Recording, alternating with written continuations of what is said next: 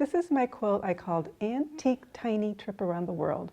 And I called it tiny, not because it was a tiny quilt, but because the squares were really tiny.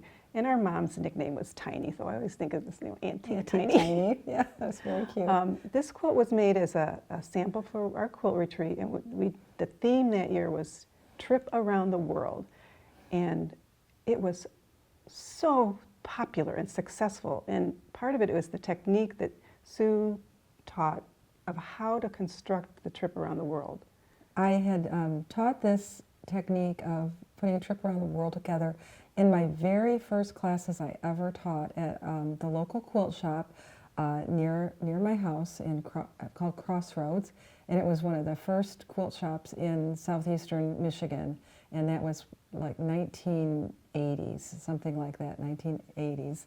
And it's a method of trip around the world that's different from what you see a lot now out there on doing trip around the world, where you actually cut the squares, so 2-inch squares, 3-inch squares, whatever, and you put it together in a gridded pattern. So you have a pattern, and each fabric has a number, and you just have to follow your grid, and you pick the number up, and put 2 together, and you chain them together in rows, and then in columns, and then rows.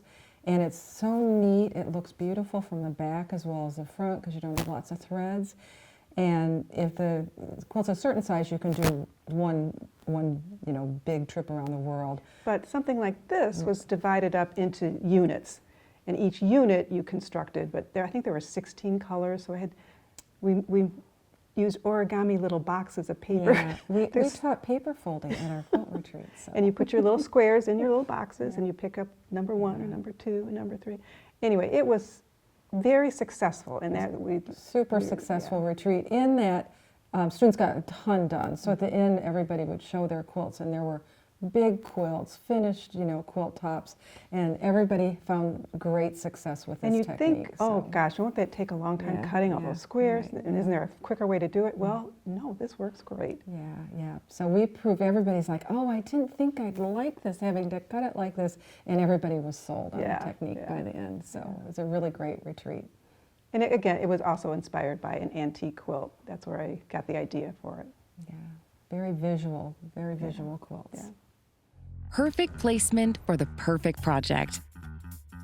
The Bernina Pinpoint Laser marks your start and travel points as you sew and embroider. Feel the joy of precision and control.